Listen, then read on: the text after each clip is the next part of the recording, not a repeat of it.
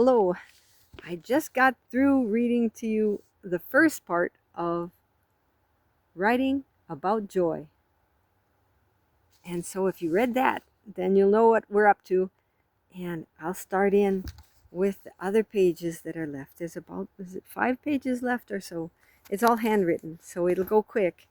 But I didn't want to go over an hour, or not much over an hour with the other. This might take 10-15 minutes or something. I don't know. So, I was just, so it would really help if you can hear that first part. The first part is the first about 30 pages, handwritten. So it's pretty light, but tells about joy, about how it's like we've got a joy shelf inside, but it develops new levels all by itself. To begin with, to be held as a baby. You get joy from being held, from being talked to, from being fed, from being cared for. And then next comes discovering and trying things and learning to walk, learning things. But then after that comes finding out what you can accomplish, what you can build. To begin with toys, but,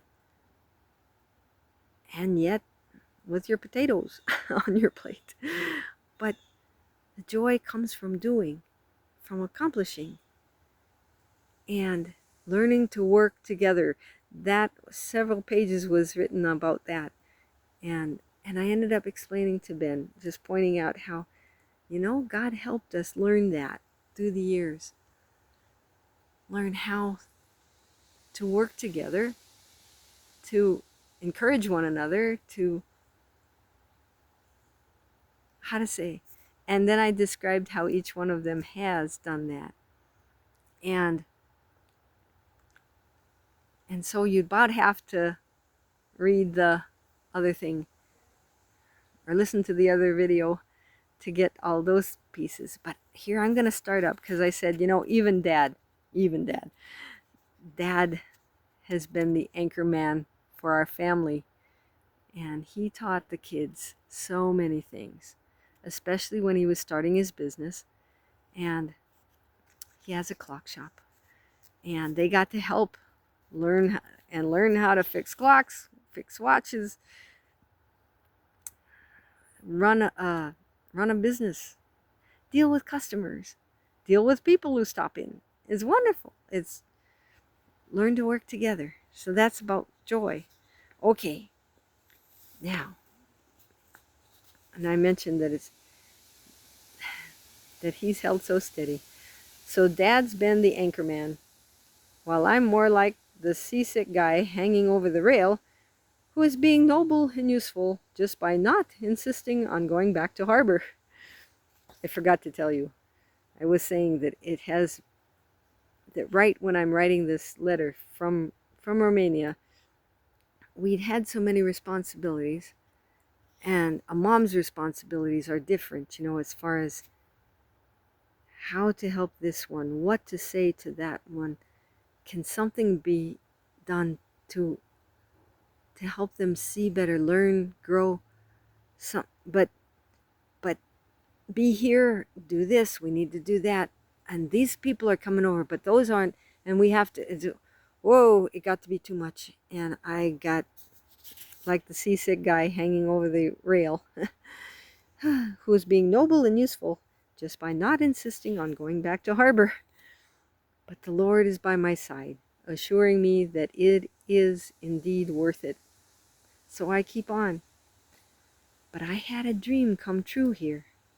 Oh, now I realize I'm reading this letter. I wrote it in 2012. And I'm reading it here now in 2025.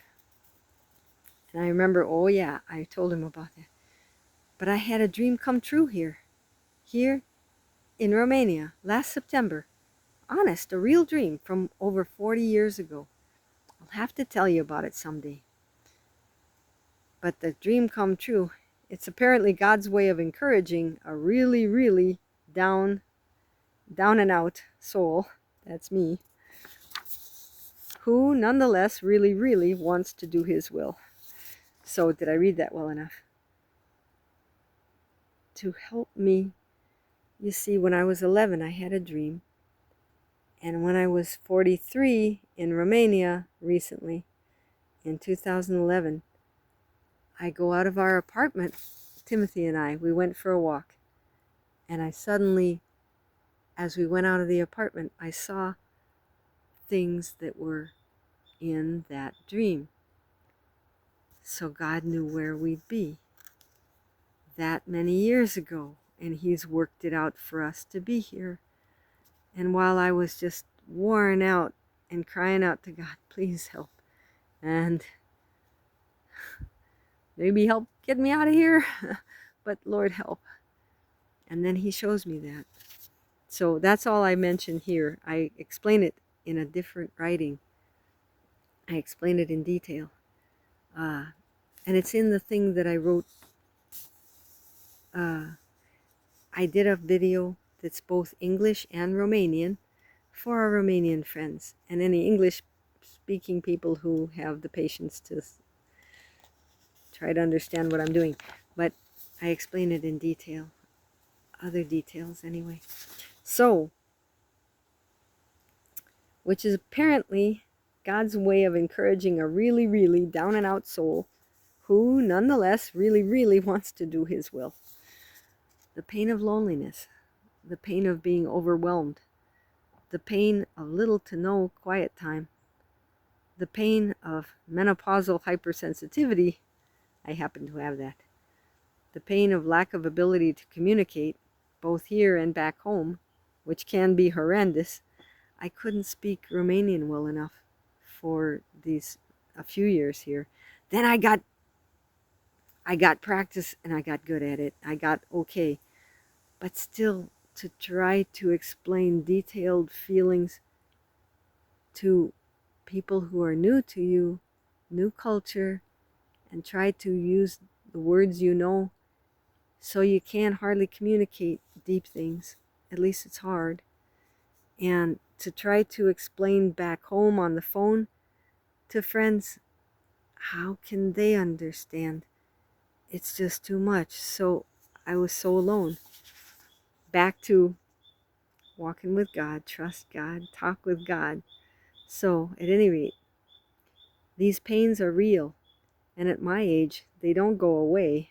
Not much or for long. They just ebb and flow and jostle each other for top positions. So that dream was a comfort from God. It involved a park and homeless people and an overpass and an apartment building and a quiet man who was on God's side. That's what was in the dream, and that's what we had going there. I had the dream back when I was 11, in about 1969, when we got saved, my family and I. But all those things, they're here, within a block of our apartment. And the quiet man is Daddy, and the building is our building. Or at least it was until a month or two ago when we moved from there. I recently asked a lady who grew up near the overpass how long the overpass has been there, 'cause it looks old, just like it did in the dream. But it's hard to guess just how old. Let's see.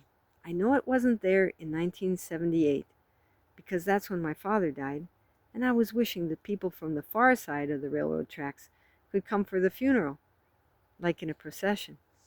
But it wouldn't work, as there was only a very narrow footbridge across the tracks then.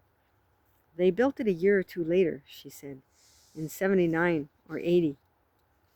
So it didn't even exist when I had the dream around 1969. That's neat. There is actually more to the dream, but how amazing. Like it says in Isaiah 46, verses 9 through 11. Here, I'll quote it. I wrote it down. Remember the former things of old, for I am God, and there is none else. I am God, and there is none like me, declaring the end from the beginning, and from ancient times the things that are not yet done, saying, My counsel shall stand, and I will do all my pleasure. Calling a ravenous bird from the east, the man that executeth my counsel from a far country. Yea, I have spoken it. I will also bring it to pass. I have purposed it. I will also do it. End quote. God said all that, and Isaiah wrote it down. God knew how things would be. He made them happen. Then, in his time, right when I was really down actually, Dad saw how I was and said, let's go for a walk, and led us in that direction. 'Cause we'd lived there for 2 months already. We'd driven under the overpass and by the park. I, had just never walked in that direction before, to see it all at one time. Which is a kind of echo of what we've been talking about here, to see it all at one time. So, honey, I don't know what God is up to in your life, but a lot depends on your joy shelf and what level you're on, and if you're seeing how the pieces fit together, and if you're willing to perceive a task worth undertaking, and willing to be the one to undertake it at God's direction and with his help. Quote, in vain do they talk of happiness. Do you remember that quote from page 7? In vain do they talk of happiness, who never... How does it go? Page 7. I'm going to go find it. Page 7. In vain do they talk of happiness, who never subdued an impulse in obedience to a principle. He who never sacrificed a present to a future good, or a personal to a general one, can speak of happiness only as the blind do of color. And I put, or the deaf of harmony, but only as the blind do of color. So that you need to do the tough things for good reasons, to find joy, happiness. Okay, see page 7. Okay, and then I go on to say, next page, remember how David, quote, David encouraged himself in the Lord his God. This is 1 Samuel chapter 30, mostly verse 6, I think. David encouraged himself in the Lord his God, for he was greatly distressed, for the people spake of stoning him, because the enemy people had come in and taken everything, taken them all. This says my son's calling, but I don't want to quit this. I wonder. I'm not too far from the end. Can I put it on pause? Maybe so. I'll try.